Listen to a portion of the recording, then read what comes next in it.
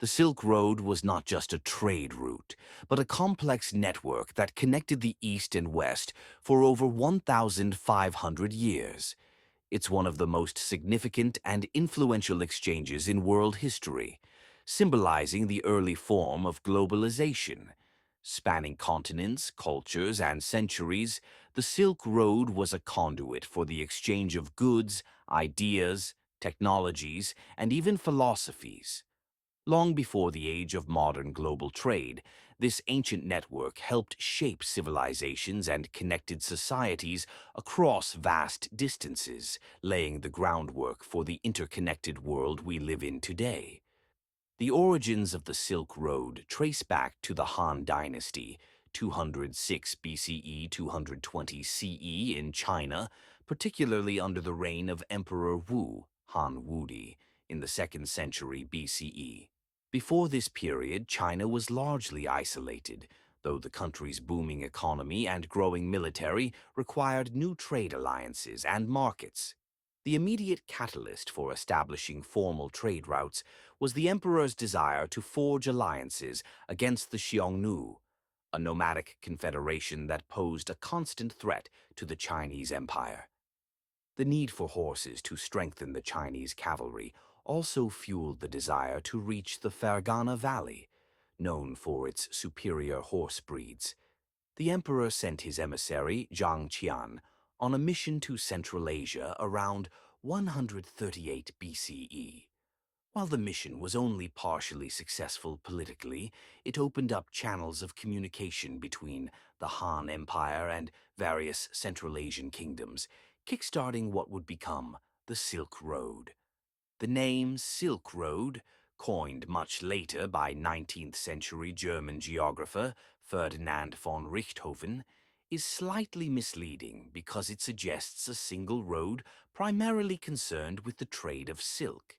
In reality, the Silk Road was a vast and shifting web of trade routes that ran both overland and across sea lanes, facilitating the exchange of not only silk, but countless other goods, cultures, and ideas. The Silk Road stretched across Asia, the Middle East, North Africa, and Europe, covering more than 4,000 miles, 6,500 kilometers.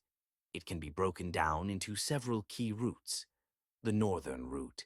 This was the more traditional land route, traversing the Taklamakan Desert in China's Xinjiang region, crossing the Tian Shan Mountains, and passing through the cities of Kashgar, Samarkand, and Merv in modern-day Turkmenistan. From there, it would continue through Persia, Iran, into the Middle East, and eventually toward Constantinople, modern-day Istanbul, in the Byzantine Empire. The southern route. The southern route passed through India, particularly the city of Taxila, which was a major crossroads of ancient cultures.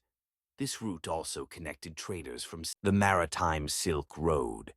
This was the seaborne version of the Silk Road. Originating in China's Guangzhou and other coastal cities, the route traversed the South China Sea, passed through Southeast Asia, then crossed the Indian Ocean to reach the Arabian Peninsula, Africa's east coast, and even the eastern Mediterranean. The Silk Road fostered the rise of several key cities and trading hubs, which became important centers of commerce, culture, and power. These cities, often referred to as caravanserai centers, played a pivotal role in shaping the course of civilizations. Chang'an, modern Xi'an, the eastern terminus of the Silk Road. This city was the capital of several Chinese dynasties, including the Han and Tang dynasties. It was one of the most cosmopolitan cities in the ancient world, bustling with traders, scholars, artists, and diplomats from across Asia, Persia, and the Arab world.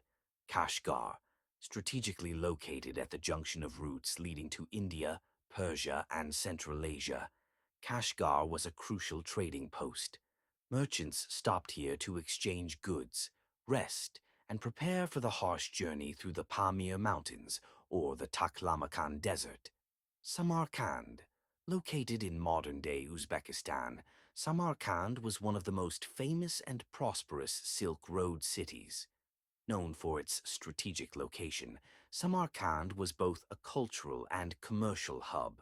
It was a melting pot of different civilizations, including Persian, Chinese, Indian, and Turkic cultures. Later, under the rule of Tamerlane, Timur, in the 14th century, it became an architectural and intellectual center. Merv, situated in what is now Turkmenistan, Merv was another major stop along the Silk Road. At its height, it was one of the largest cities in the world, renowned for its wealth and influence. It was also an important intellectual hub, particularly during the Islamic Golden Age. Baghdad, as the capital of the Abbasid Caliphate, 8th to 13th centuries, Baghdad became a critical center for Silk Road trade, especially during the Islamic Golden Age. The city was a hub of intellectual and cultural activity, where Greek, Persian, Indian, and Arab knowledge merged. Baghdad's scholars contributed to the transmission of scientific, medical, and mathematical knowledge to Europe. Constantinople, the Byzantine Empire's capital, was the western terminus of the Silk Road and an important gateway between Europe and Asia. It was renowned for its luxury goods, including silks, jewelry, and glassware. Being a major port city, it facilitated maritime trade as well as overland trade routes to the west. The Silk Road was a trade superhighway for an astonishing array of goods.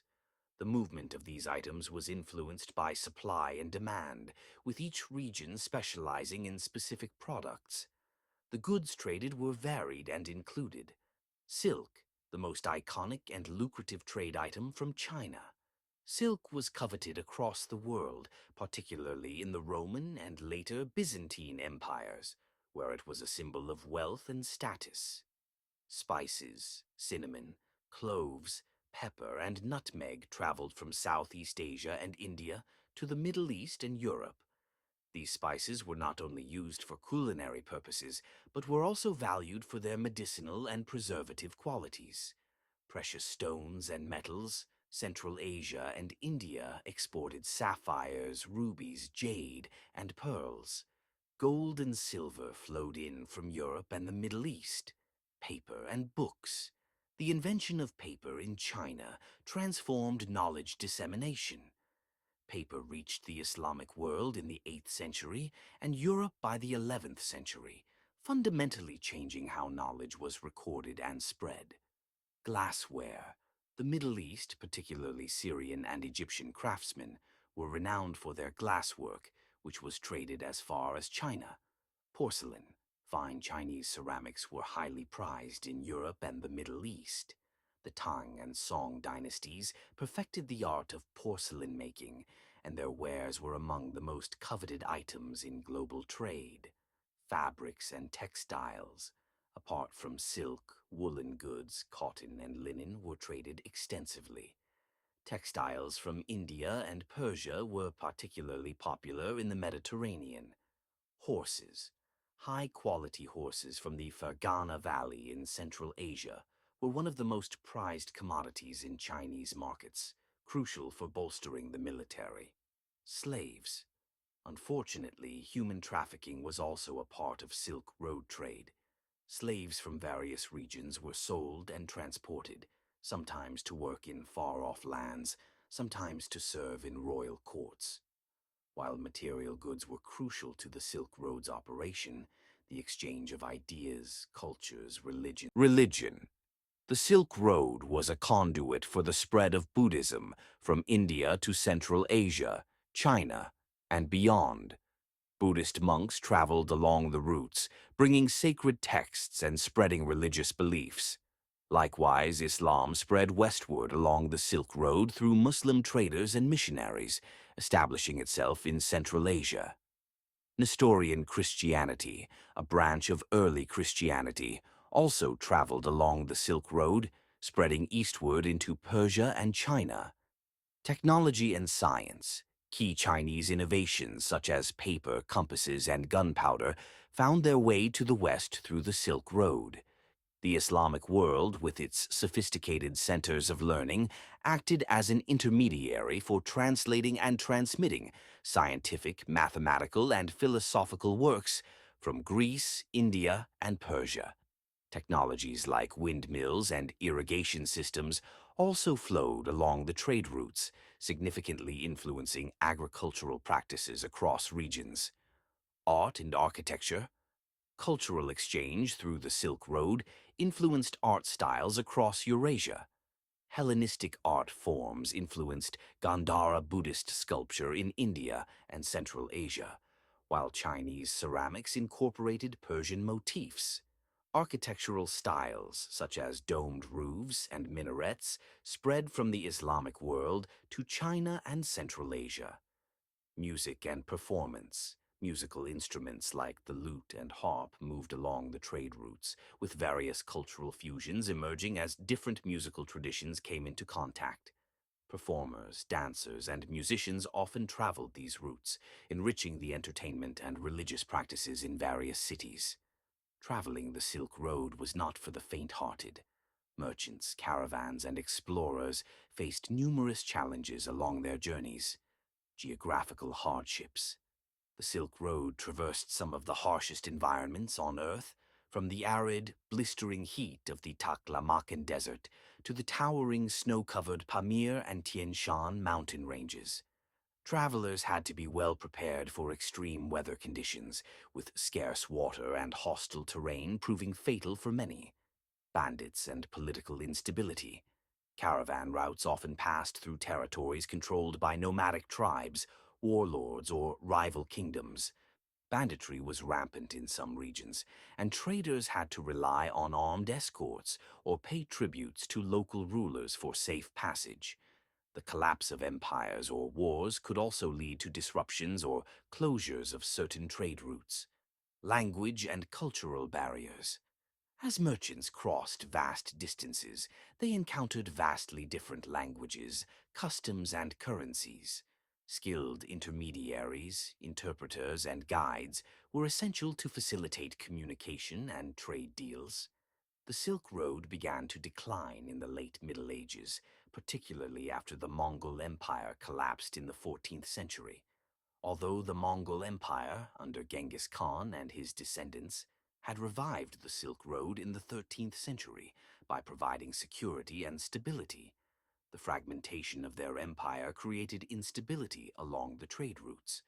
Furthermore, the rise of maritime trade, particularly after European explorers like Vasco da Gama discovered sea routes to Asia in the late 15th century, led to the diminishing importance of the overland Silk Road.